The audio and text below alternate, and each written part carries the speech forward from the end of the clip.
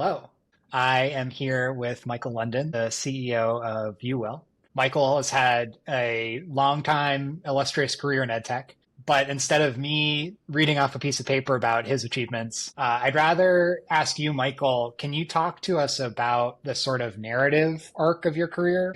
I can do the LinkedIn stalking, but tell me about how you think about your career as a narrative rather than a list. Sure. Thank you for having me. I think about my career, as a social impact education technology entrepreneur. So generally, I'm in ed tech, and generally, I try to do something that I think is positive. So those would be the criteria that I go by. In terms of the what, I've done anything from, helping kids get into college and helping their parents save and pay and getting corporations to pay for it. From that to, helping with, to place financial professionals after they graduated from colleges, to mental health and wellness, to helping people stop cheating, helping schools to be able to stop cheating. So I guess if I was really honing in, I try to do everything but the education itself, right? I generally think that schools are best at that. And I think that, the groups that are focusing more on that, even complementing the specifics of the education, I think have a hard road. And I generally don't do that, but I'll do pretty much anything else that can help students. And what I love about that is I think there's this assumption when people think about like the ed tech market, that it is, learning is always going to have the like most impact. And yet, one of the things that our CEO Ben likes to say, and he may have said to you, is one of the best ways to improve test scores is to give kids a snack before they take the test. Right. And I think a lot of what you just said is reflective of that. Is that there's so many different ways that you can help a student, and you have to, but that go beyond those core assumptions of like, oh, it's just about the learning, and it is about the learning. I don't want to belittle that. But I think there's just something really important in that. And it sounds like you found ways that schools really want to partner on complementary relationship. Can you talk about how you sort of think about those relationships with schools? Definitely. In a lot of the things that I do, I get the private equity community try to describe it as outsourcing. I'm like the opposite of an outsourcer. Like I am not an outsource in any way. We are complementers. I mean, that's what we do. So it's really, how can we be extensions of something that a school happens to offer? In the case of You Will, it's clearly a complement to counseling because we think that's important. And we can see that there are ways that we can add value to that group. But yeah, we stay away from outsourcing. We focus most on complementing, and we really do try and hone in. And I guess I'm talking about me as an entrepreneur, not just You Will. Try and hone in on things where there's great need. We're not trying to, again, just jumping back to the education part. I think that one of the other challenges that a lot of the groups have who are focused in on that is they might think there's a great need to help students develop math skills in a different way. But the teachers think they kind of have that at some level. And so I find doing a lot of the things that go around the education to be where I like to make a mark. One thing that sort of strikes me about sort of the variety of businesses you've built is that it's not like you've been focused on one specific buyer or like different flavors of the same type of organization. You've really like you've worked at the front of the funnel, like even before a student's enrolled. You've worked, at the other side of like placing students into jobs. And now you're sort of in the middle where you're supporting a student throughout their journey. Was there any like, did you have any like hypotheses about, where you'd like to play? How did you pick these areas? Was it just sort of serendipity? I generally try and select an area where I think the need is greatest. And I'm not always right. So as an example, the very first business that I started was getting corporations to pay for educational consulting as a benefit for the employees that had kids. I loved that. And I was passionate about it. I loved the fact that we worked with, entry-level employees, officers of companies, and everybody else in between, and everyone got the same good service. Like, I loved it. And it was actually a great business, but it wasn't going to be a billion-dollar company, right? So at some level,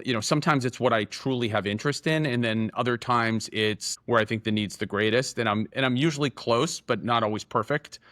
Also, when I was at Examity, which I started, we were focusing in on making sure that people didn't cheat on online tests, and clearly there was a movement toward online, and Even well before COVID. well before COVID. Yeah, I'm very old, way before. So that I was don't mean it like that. I mean yeah, it no, as no. like Yeah, a I guess that was uh almost probably 15 years ago now. So, it was obvious to me, that as people were testing online, that there needed to be integrity around what was being learned. And so, for that, again, I knew it was a good thing. I knew it was an idea that made sense. Was it the biggest idea and the greatest need within a college? I don't know if it was, but it was good. Where I think, when I got to mental health, on the other hand, I was further along in my career. I had the ability to talk to a lot of smart people who were running schools, and everyone said mental health was the thing, whether it was their number one issue, number two issue, or number three issue. It was one of those. And was on that list. yeah. And so for me, that gave me conviction. And I also felt, based upon the other things that I had done, even though you did point out that I had a lot of different kinds of buyers, right? Which is true. Based upon a lot of the things that I'd done, I felt I was uniquely qualified to be able to do it. And that's also a big part of it. I don't venture into areas where I don't think I'm going to be competent, right? I want Sure. to do something where I'm going to succeed and be able to do it in a way that is somewhat similar to the way that I've handled other businesses that have worked well in the past. Yeah, and as a analyst, I think there's something sort of heartening in many of the entrepreneurs I talk to. Sometimes for better, often for worse. There tends to be a lot of hubris involved in the types of businesses that they're trying to build, and there are some markets where you kind of need that. You kind of need to be ignorant of a lot to even consider starting Right. a business in a certain market. But I think like there's a practicality in how you've built that I wish more people would learn from. And I think, to make this a little bit of a financial discussion, thinking about the companies that are best positioned in today's market, 2025's ed tech market, I think it's a lot of folks who look like you who have said, like, I'm playing the game on the field. I know that the direction schools are heading includes significant work with mental health services, Right. and I need some capital to do that, and that will change over time. Given that, could you just talk about your feelings about the ed tech market, both as it benefits or hurts, if it does, Uwill, and also just, maybe what you would advise other aspiring CEOs on how to play the broader market? So I do get a lot of calls on that subject, I and bet. I'm definitely more of a block and tackle entrepreneur than average. And what I mean by that is, I very quickly get, what is it you're selling? Who are you selling it to? And why are they going to buy it? And then how quickly do you feel you can get sales? I think that, one of the misfortunes in ed tech is that even the private equity community, to some extent, certainly the venture community, they're a little too patient. I don't think there's any difference between starting a company in education and starting a company in something else. You still need to sell something in a profitable way. You need to be able to deliver. You need to have technology that works. You need to make a dollar. I mean, I think that's critical. And I think that, one of the challenges, I also, in full disclosure, I look at a lot of companies because we acquire companies too. As I look at them, I get disappointed because I see, like, you've been in this for 7 years and you're still losing money, and you're not, like, I don't understand that. Like I don't have that in me. That's not, to me, that would not be acceptable. So, I mean, certainly everyone can lose money in the first year or two, maybe three. That's it. Like, you can't. I mean, you just can't. Because the other problem is, again, I'm speaking as an entrepreneur, then you will be at the mercy of the investor community. And that is not a good way that's not a good way to live. I mean, you don't need that. I mean, where, oh yeah, no, we'll give you money anytime you want. We'll just continue to take more of your company. Like that's just not super exciting to me. And I wouldn't advise that to anybody. It sort of means they don't belong in the seat, in my opinion. Well, and it limits your option value as an entrepreneur, right? The Definitely. greater the dependence on capital allocators, the less ability you have to control the direction of the company. And I think, not to get on a soapbox here, but I think like we often sort of confuse impact with like, being cheap. And I would argue that the companies that are resilient and can last for decades, end up having a far greater impact than the ones who last 7 years losing money.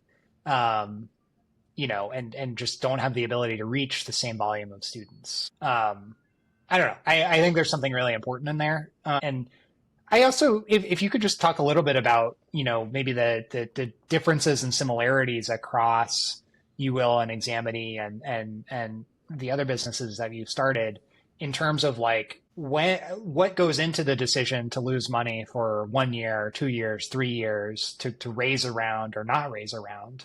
How do you, somebody who's a multi-time CEO, think about that maybe differently today than you did 10, 15 years ago? So I, I've always felt similarly about this. And that's important too. Like yeah, that's a great a lot for reaction. me. Look, I'm pretty textbook, right? There are people called angels, and they'll give you some money, and they deserve to be treated well and make money if you do well, and they should be pretty silent. And they're good people, and they are your first investors. And I think if you're an entrepreneur, you have to have either the ability to get to those people or you have to have the relationships with those people. So for me, I have some of the same people that have invested in my businesses, 3, 4 times. So in that case, there's a bit of an advantage there for me. But I believe in that because when you get a good group of angels, you can essentially bypass the venture capital rounds. You don't Sure. need because you have these other people who are looking at the business a little differently. They're really happy to be part of it. You let them in on some things, but again, they're not running your company. And so that's sort of the first phase for me. And then it's really whether I should probably touch on the profitability thing. I try to be profitable fast. I mean, I do different kinds of things at the very beginning so that we have a better chance of reaching profitability. So first, when we sell stuff, we don't give things away just because we're young. We sell things and we sell value, and we use the credibility that we have and our understanding of the market that we're in to be able to sell things in a profitable manner. So first you sell things that are profitable, and therefore you have money to pay your expenses. And then your expenses, it's a combination, right? You need a group of people, especially these early people who really want to be part of it. And they want to be part of it because they're going to own a sizable portion of the company. And I have those people. Again, sort of advantage for me that I have those people already. So like right now at Uwill, we have around 80 full-timers, and more than half have worked with me before. So That's that's so an cool. advantage. Yeah, like that's a big That's advantage. wild. Yeah, it's pretty cool. So, and it's, obviously as you get bigger, it gets, that Yeah, it's harder to, piece of but the pie gets still, smaller. But yeah, half the company, you're closing in on 100 employees. yeah, And exactly. that speaks to something. And that's an advantage. It's an advantage because we're somewhat like-minded. It's also, it's an advantage because we all know how each other works, Yeah. and, and we can just move faster than other people. So, when you have, it's almost, sorry to be cliche, but it's getting the band back together, right? There are these Yeah. people, and I get calls still, right, who say, hi, I'm leaving this. Did you have anything? Like, I think that I become an employer of choice for people who may have worked together with me before. And that's really a good advantage, I think, as we're growing. But then, so we're basically not losing a lot of money ever is my goal. I mean, and I'm also investing. So I'm not so cheap and poor that we don't fly to see a client, but Sure. we do things smartly with people who know how to sell into education technology and build products that are scalable. And so we have that advantage. And then I think the next piece for me is, it's do you need a venture capital round? And that again, and most people would say you do. Venture capital round, let's just define it as something that is not true. Let's just say that's a sub $10 million round. Okay. I don't typically need that.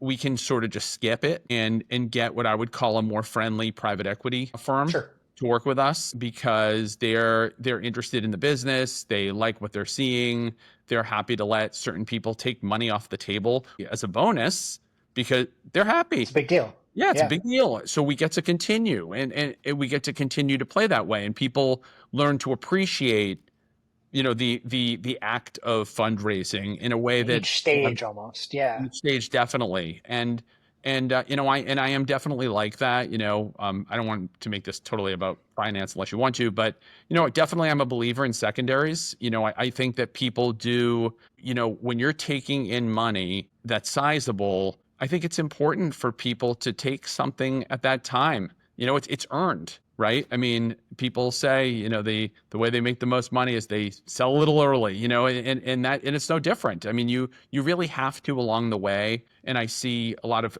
people in my position, they don't think that way. So we continue to do well, and then eventually, you get private equity firms, and then they're more, they want to own the majority of the company, and then things change a little bit. And we're not at that stage right now, just because we don't have to be, and we're still Sure. growing really fast. So we generally are just growing fast, making money, and helping a ton of students. I think there's something sort of deep in there of like hire a group of smart people as fast as you can in your career, treat them really well, and keep them around as long as you can. And, good things tend to happen. That's I think that's that's that's right. my Yeah, takeaway. it's like so simple, it's weird, but that is exactly how I feel. I think that that's the way we have to think about it. And, you have to be careful also, like in our case, like you can't be too corporate. You Sure. have to keep it feeling fun and small and Yeah. exciting with opportunity. You're And working with students. They can feel it if you're corporate. totally, totally. You mentioned in there hiring folks who know how to get in the room. And I think that's really important right now where schools are facing a lot of, we'll call them complex. Some folks might call them existential. I don't know that we need to go quite that far, although you're certainly welcome to if you want Uh, to. But just like, can you give me a flavor of what the conversations with schools look like today? Like where I can't imagine everything's hunky dory. And I know you are a part of the solution. You're not the whole thing. We're not, I don't want to overdo it here, but like, what does that conversation look like and how do you manage it so that they come away again, like a partner, like you were saying before, and somebody who respects you and wants to call you, even if it doesn't necessarily have to do with mental health services. right. I'd want to preface that conversation by just saying, because you said sort of to get in the room, we sell to colleges, predominantly in the US, but we're doing a lot now in the UK and Canada. There's certainly 5,000 of them. And then we're selling to districts, and there's certainly 25,000, if not more. So the first thing I would say is, like, during a time like this, you have to look a little harder for the people who have the needs. So, it's not as easy maybe to just say, oh, that's a big school. Big schools can spend more. Let's spend our time there. If you Sure. do that, it's going to be a discouraging year. But if you actually look closer at the market and figure out interesting ways to segment it that are advantageous to your company, you can find people who have just as great a need as they had last year, and they can spend real money. So that's our opinion as far as how this market's going. Sorry, I lost track. What was the original question, though, just to make sure? What does the conversation with schools look like Yeah, now? yeah. What are they spending their time thinking about that, you try to be a partner on, even if it's not directly related to mental health services? Yeah, I think schools are, so the typical, it's easiest just to talk about a college. The typical college has a pretty good department of people that are focusing on mental health support. And on the other hand, they know that there are holes that they can't easily fill. So, to be extreme, how about in the middle of the night? How about, on the weekend? How about on a holiday? How about when the student goes home and our people aren't licensed in their home state? So there's always holes. And I think Yeah. it's getting, it's really, coming to, gaining agreement that, there are those issues. And that's a good place to start for a group like us, because we're complementers. Again, we're always trying to, be who they want us to be. We don't want to, we're not a one size fits all kind of place. So I think the conversations are, where are the needs? There are a lot of diversity needs Again, you're at a small to medium sized school. It's predominantly white. And when the black students come in, they say, do you have a black therapist? Do you have a black male therapist? Sure. No, we don't. Okay, well, we can do that. So there's just things we can do that will always, so there's always my point is there's always a gap that we're able to fill, and we do it in a positive way. I mean, we can't do what a school does. Schools are doing a lot in support that we could never touch, but we can certainly fill holes. We can certainly complement, and we are part of their team. So when they're on their campus and they're presenting what they're doing, they're able to show a more holistic, comprehensive view of who they are because we're part of that team. So it's just simply using third parties. And so I think that's a worthwhile conversation. And it's good that schools are much more interested in having that now. And that hasn't changed. That hasn't changed at all, between, let's just say, last year and this year, as an example. I mean, they still want to have that conversation. Look, they may not have hundreds of thousands of dollars that they can quickly spend, but they can spend something, and when we become I think a likable solution, because we're doing something positive, we're helping their cause, and we're not trying to make $1 million off them. It's just not our style. We always say, like, they look at what we offer and they say, how do you do this for that? I'm like, well, we're not trying to get rich on a counseling session. Just not what we do. It's not our business. And so I think that those are all, things that come up and help us to achieve a proper relationship with schools today. Yeah, I think it was Richard Sarnell said at a BMO conference a few years ago that education is a get rich slow industry. Sure. And, I think I think that's emblematic of the attitude you're talking about, which is, building up a relationship and saying, what can I do and what economies of scale can I get that, would never make sense for a school? I think that, finding a demographic specific counselor or being able to offer some affinity support in a way that would be tricky economically for a school, not impossible, but tricky, and doing it with kindness is to me a much more interesting way to go about business than just saying, we do mental health services for school. Right. Like, replace a department with us. It's like, well, yeah, that's not us. Like, I get it, but that's not as interesting, and it's not as much of a partnership. But it makes a lot of sense. I want to be respectful of your time. I have one last question that I'd love to get to that's a little bit more fun, and that is, I think there are a lot of myths about education that aren't necessarily true.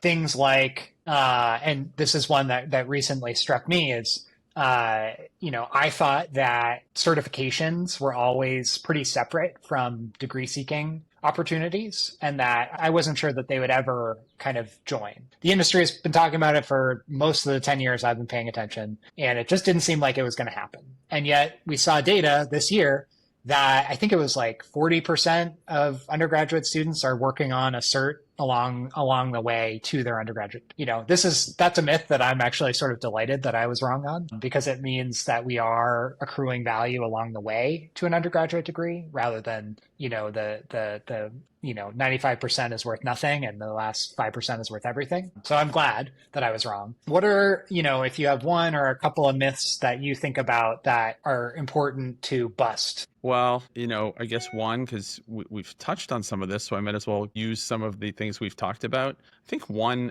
thing is that within education technology, people are very quick to say that colleges and districts have notoriously long sales cycles, and therefore it takes a very long time for an ed tech company to achieve success. I don't think that's true. I've never experienced that. So I don't know who's saying that, actually. I think that's the people who are having challenges talking, and they say it so often that people are starting to believe it. So that is a myth that I would like to debunk. I don't think that's true, and I have not felt that in any point in my career. So start with that. You could get into just, the college degree, and, some people would say, college degree is the ideal path to a high paying job. It's not. It might be, but it's not.